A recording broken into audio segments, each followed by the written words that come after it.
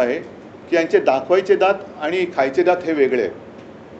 गरीब मुसलमानांबद्दल त्यांनी जे बोलले त्याच्याबद्दल मी भाष्य करेनच, परंतु 370 कलम जे कलम काढलं गेलं काश्मीरमधलं, आम्ही पाठिंबा दिला त्याला.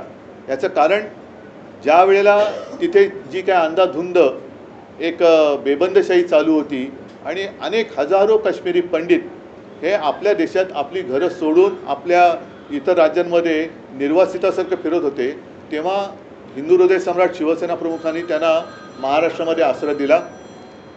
370 कलम काढल्यानंतर जी एक आशा दाखवली गेली की सगळे काश्मीरी पंडित आपापल्या घरी परत जातील. आता 370 कलम काढून किती दिवस झाले, किती वर्ष झाली, त्या काश्मीरी पंडितांपैकी किती जणांना त्यांच्या जमिनी परत दिल्या गेल्या हे पहिलं त्यांनी सांगण्याची गरज आहे. म्हणजे वक्फ बोर्डाची जमीन जरूर त्याच्याबद्दल तुम्हाला काय निर्णय घ्यायचा तुम्ही घेतलाच आहे काल, पण काश्मीरी पंडितांच्या जागा तुम्ही देणार आहात की नाही परत? का त्यांना अजून त्यांच्या घरामध्ये त्यांच्या हक्काच्या देशात त्यांच्या राज्यामध्ये बिनधास्तपणाने जाता येत आहे? त्याचाही खुलासा गृहमंत्र्यांनी केला पाहिजे. त्याचबरोबरीने आपण पाकव्याप्त काश्मीरची जी जमीन आहे त्याच्याबद्दल काही भूमिका घेतलेली नाही आहे. चीन तर मी असं ऐकलं की तो जो काय कुठला लेक आहे तो पेंगॉंग का काय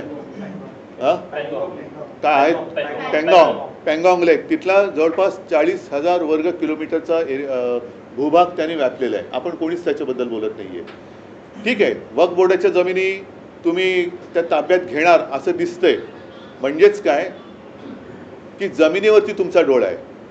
बरं, कालची सगळ्यांची जर का भाषणं ऐकली तर मला वाटतं देशाच्या इतिहासात पहिल्या प्रथम देशाच्या संसदेत मुस्लिम समाजाचा कळवळा आणणारी भाषणं ही म्हणजे अतिशयोक्ती करायची झाली तर जिनांनाही लाजवेल अशी मुसलमानांची बाजू घेणारी भाषणं ही खुद्द अमित शहापासून त्यांच्या सर्व मित्रपक्षांनी काल केलेली आहे. मग हे बिल नेमकं मुस्लिमांच्या विरोधात आहे का मुस्लिमांच्या बाजूने